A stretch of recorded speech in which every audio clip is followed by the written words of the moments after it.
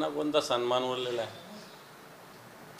70,000 कोटीचा भ्रष्टाचार पंतप्रधान बोलले, देवेंद्र फडणवीस चक्की पिसायला लावाल म्हणला, तरी मंत्रिमंडळात यांना सन्मान कुठं उरलेला आहे? तेव्हा असा सन्मान बिन्मान काही नाही त्यांच्याकडे. जे देईल ते घ्या असं त्यांना राहावं लागेल. नाही दिलं तर त्यांना सरळ जावं लागेल आतमध्ये. त्यामुळं असं काही होणार नाही. जे देतील भारतीय जनता पार्टीचे लोक तुकडे टाकतील तेवढे त्यांना घ्यावं लागतील. हर्षवर्धन पाटील हे तुतारी हातात घेण्याच्या तयारीत आहेत. काल त्यांनी शरद पवार यांची भेट घेतली. नाही, आता किती दिवस थांबतील ते, हाही प्रश्न आहे ना. किती दिवस थांबतील हा प्रश्न निश्चित आहे, कित्येक लोकांचा आहे. भारतीय जनता पार्टीनं खोटे आश्वासनं देऊन त्यांना हे केलेलं आहे. आता मला असं वाटतं असे अनेक लोक, एकटे हर्षवर्धन पाटील नाही, अनेक लोकांनी याची सुरुवात केलेली ऑलरेडी मागच्या काळात घडलेली. राष्ट्रवादी असेल, शिवसेनेत असेल, असे बऱ्याच लोकांनी प्रवेश केलेला आहे. पुण्यात पुन्हा एकदा सामूहिक बलात्काराची घटना समोर आलेली आहे.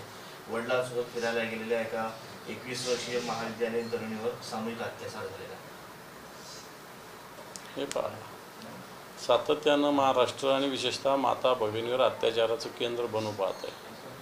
खरं ते लाजिरवाण आहे आपल्याला, कारण हा सावित्रीबाई फुलेंचा, जिजाऊचा, अहिल्याबाई होळकरांचा महाराष्ट्र आहे. आणि या ठिकाणी महिलांवर अत्याचार ही गोष्ट अतिशय लाजिरवाणी, किळसवाणी आहे. आणि त्यातल्या त्यात पुण्यासारख्या शहरामध्ये लागोपाठ काल परवासुद्धा काहीतरी शाळेच्या बसमध्ये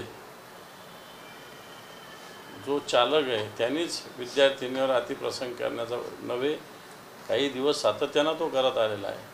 आणि ही लागोपाठची घटना, कायदा सुव्यवस्थेचा धाक या महाराष्ट्रात राहिलेला नाही. बहिणींचं संरक्षणही महाराष्ट्र करत नाही. अशा प्रकारची स्थिती आहे. मग निश्चित सगळ्या बहिणी या सरकारला धडा शिकवतात.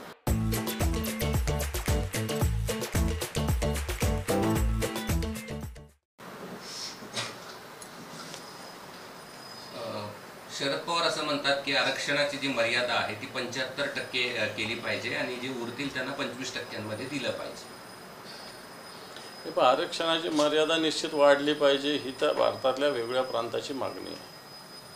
कारण काही जणांना आरक्षण पाहिजे, परंतु 50%च्या मर्यादा असल्यामुळं राज्य सरकारची इच्छा असूनही कित्येक ठिकाणी आरक्षण दिलं जाऊ शकत नाही. म्हणून संसदेनंच अशा पद्धतीनं येणाऱ्या काळामध्ये कायदा करण्याची गरज आहे, किंवा राज्याकडे हे अधिकार सोपवण्याची आवश्यकता आहे. तर शरद पवार साहेब 75% बोलले, याच्याविषयी मी काही सांगू शकत नाही, परंतु 50%च्या वर निश्चित आरक्षणाची मर्यादा नेली पाहिजे असं एक सगळ्यात जनतेचं एक मत आहे. कारण वेगवेगळ्या पद्धतीनं आरक्षणाचे लढे वेगवेगळ्या प्रांतात होत असताना हे केल्याशिवाय कोणताही पर्याय दुसरा दिसत नाही. शिवसेनेची काय भूमिका आहे त्याच्यावर? शिवसेनेने हेच सांगितलेलं आहे, माननीय उद्धवजी ठाकरे साहेबांनी हेच सांगितलेलं आहे की संसदेमध्ये कायदा करा, भारतीय जनता पार्टीने करावं, आम्ही त्यांच्या सोबत आहोत. ही भूमिका माननीय उद्धवजी ठाकरे साहेबांनी वारंवार सांगितलेली आहे. इम्तियाज जलील यांनी महायुतीला प्रस्ताव दिल्याचं म्हटलं होतं, पण तो प्रस्ताव जो आहे तो शरद पवारांचे राष्ट्रवादी आणि काँग्रेस या दोघांनाच दिलेला आहे. तुम्हाला मात्र प्रस्ताव देण्यापासून टाळलंय त्यांनी.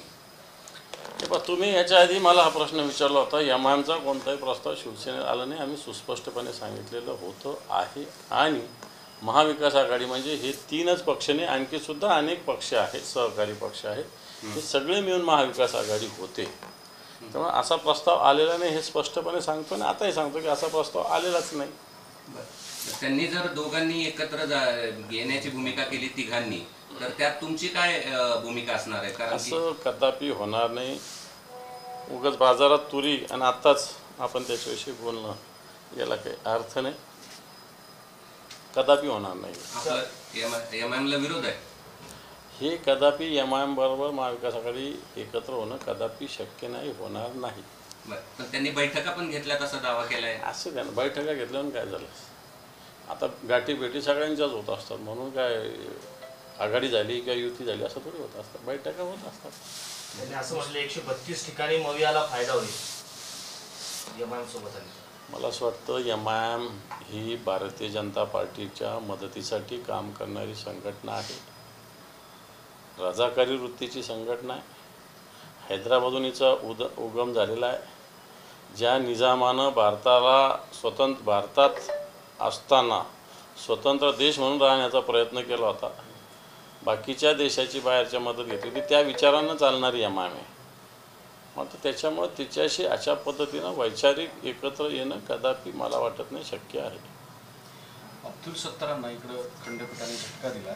बाजार समितीच्या जागे प्रकरणी जो 88 कोटीचा घोटाळा झाला होता, त्यांनी त्या ठिकाणी चौकशी अहवाल रद्द करण्याचा निर्णय दिला होता. मात्र अब्दुल सत्तारांचा आदेश रद्द केलेला आहे आणि त्यांना अधिकार नसल्याचं सुद्धा मत नोंदवलं आहे. अब्दुल सत्तार यांनी आधी पण आता पण अनेक निर्णय अधिकार नसताना घेतलेले आहे. खरं तर अशा मंत्र्यांना या मंत्रिमंडळात ठेवतात कसं, अशा प्रकारची स्थिती आहे. आणि याही प्रकरणात अब्दुल सत्तार यांनी ज्या पद्धतीनं मनमानी करण्याचा प्रयत्न केला होता, ही मनमानी चुकीचीच होती. वाटतं माननीय न्यायालयाने याच्यावर चांगल्या पद्धतीने चपराक दिलेली आहे. परंतु सत्तार ते सुधारणार नाही हे तुम्हाला सांगतो. असे अनेक प्रकरणं आहेत की ज्याच्यात कोर्टाने सत्तारांना सूचना दिलेल्या आहेत, पण प्रशासन त्यांच्यासमोर शेपूट आलं होतं आणि या कोर्टाच्या निर्णयाला सुद्धा दाद देत नाही.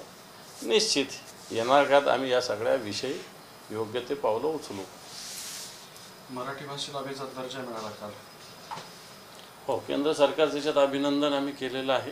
कारण मराठी भाषेला अभिजातेचा दर्जा दिला पाहिजे ही मागणी सातत्यानं शिवसेनेनं, मग दिवाकरजी रावतेसाहेब असतील, सुभाषजी देसाईसाहेब असतील, या दोन नेतृत्वाच्या माध्यमातून सातत्यानं शिवसेनेनं मराठी भाषेला अभिजातेचा दर्जा देण्याची मागणी केलेली होती. कारण मराठी भाषा ही अभिजातच आहे.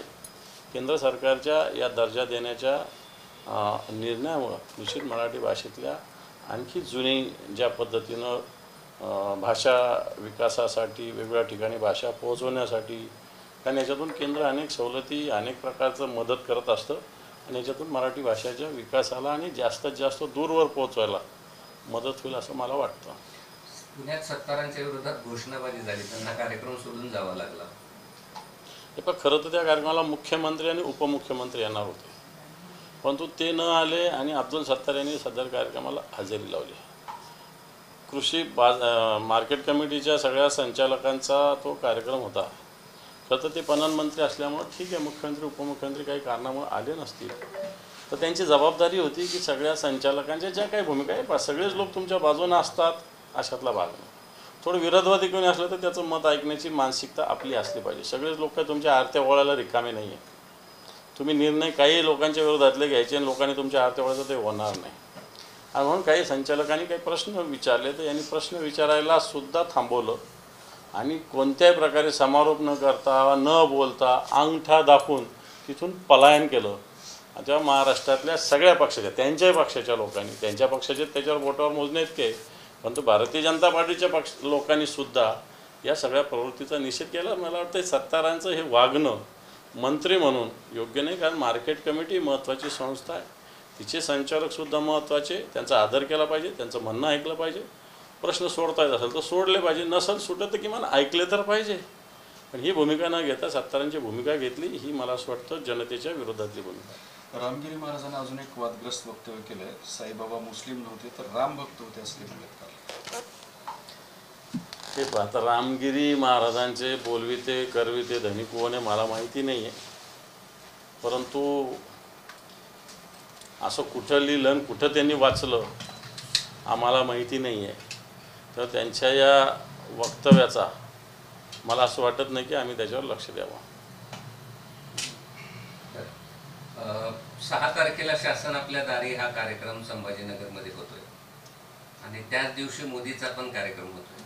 त्यामुळे जिल्हाधिकाऱ्यांनी सक्ती केली आहे शाळांना आपल्या स्कूल बसेस देण्याबाबतची. मला हे पत्रक माझ्याकडे आलेलं आहे. मी शिक्षणाधिकाऱ्यांना या संदर्भात संपर्क साधलेला आहे. शाळेच्या बसेस बाकीच्या लोकांना जर चालवायला दिले तर RTO कारवाई करते. आता प्रत्यक्षात जिल्ह्याच्या शिक्षणाधिकाऱ्यांनी, मी त्यांना विचारलं तर त्यांनी मला कलेक्टरचा आदेश असं सांगितलेलं आहे. जर कलेक्टरच्या आदेशाने शाळांना बस देणं कंपल्सरी केलं आणि या शाळा विद्यार्थ्यांशिवाय बाकीच्या कामाला जर वापरल्या तर या चुकीच्या होईल. निश्चित त्याची रीतसर तक्रार करण्यात येईल. RTOलाही सुद्धा याच्या संदर्भात सूचना देण्यात येईल आणि याच्या उपरी त्यांनी जर सत्तेचा दुरुपयोग केला तर त्याचा निषेध कशा पद्धतीनं करायचा हे आम्ही ठरवू. दादा, इम्तियाज जलील मुंबईकडे निघाले होते त्यावेळेस छत्रपती संभाजीनगर नावाचे जे बोर्ड आढळले त्याला काळं फासलेलं आहे, तुमची काय भूमिका आहे? कुठं माझ्या मी नाही गुन्हा माझ्या दाखल झालेला आहे कोंढवा पोलीस ठाण्यामध्ये. म्हणजे बोर्ड होते तिथे इथं संभाजीनगर लिहिलं होतं 10 किलोमीटर राईनस्टोन. अशा प्रकारे किलोमीटरचे जे बोर्ड आहे त्याला काळं फासले, संभाजीनगर दिसेल. मला असं वाटतं अशा पद्धतीनं तुम्हाला काय म्हणायचं, तुम्ही औरंगजेबाच्या अवलादीच्या आधी दाखवूनच दिलं आहे तुम्ही. कारण छत्रपती संभाजीनगर नाव आता नुसतं सरकारने नाही दिलं तर कोर्टाने सुद्धा त्याच्यावर शिक्कामोर्तब केलेलं आहे. मी सांगत होतो ना, मी अशा पद्धतीनं सांगत नाही की देशविघातच सांगत. छत्रपती संभाजी महाराजांचं नाव मिटवण्याची हिंमत करू शकतात आणि यांच्याशी कोण कसं बोलू शकतं. उद्या राज ठाकरे हे संभाजीनगर दौऱ्यावर आहेत. मराठवाड्यातल्या अनेक जिल्ह्यांच्या स्वागत आहे त्यांचं ह्या संभाजीनगरात. जोरात काम करा, संघटना वाढवा, एवढ्या शुभेच्छा आहे. असं आहे, अभिजात दर्जा देणं, मुख्यमंत्र्यांची भेट, याच्यामध्ये तुम्हाला काही गणितं दिसतात? पुन्हा युती एकत्र येण्याची किंवा पुन्हा बिनशर्त पाठिंब्याची असे काही गणितं दिसतात? मुख्यमंत्र्याची भेट, मुख्यमंत्र्यांनी दोघांची भेट झाली, राज ठाकरेंची आणि मुख्यमंत्र्यांची अचानक. दसरा त्यांनी जो पाठिंबा दिला होता त्यातली ही एक मागणी होती की अभिजात भाषेला दर्जा द्या. ही काही कोणी मागणी केली म्हणून त्याला लगेच अभिजाततेचा दर्जाने दिला जात असतो. ही मागणी वर्षानुवर्ष महाराष्ट्राने केलेली आहे. याच्यात अनेक क्रायटेरिया आहे, याच्यात अनेक पाहणी आहे, याच्यात अनेक तपास असतो. प्राचीन काळामध्ये किंवा जितकं पुराणामध्ये कुठं मराठी आहे, काही कातळ शिल्प लिहिलं आहे, काही लेण्यामध्ये लिहिलेलं आहे, काही त्याचे लेख सापडलेले आहे. इतका अभ्यास करत अभिजातचा देश दर्जा काय सरकारच्या मनात आलं आणि 1 मिनिटात दिलं असं कधी होत नसतं. आणि म्हणून मला असं वाटतं अशी मागणी भले कोणी केली असेल म्हणून काही वेगळं राजकीय गणित लावण्याची आवश्यकता नाही असं मला वाटतं. मराठीला अभिजाततेचा दर्जा देणं हे राजकारणापासून दूर ठेवलं पाहिजे. मराठी माणसाला मराठी भाषेचा अभिमान आहे आणि त्याला अभिजाततेचा दर्जा मिळाला त्याचाही आनंद आहे. अशोक चव्हाण एका भाषणामध्ये म्हटले, मला संपवू नका आणि माझं नाव घेतल्याशिवाय काही जणांना जमत नाही किंवा करमत नाही. कोण त्यांना संपवायला, कोणी कोणाला संपवत नसतं, स्वतःच स्वतःच्या हाताने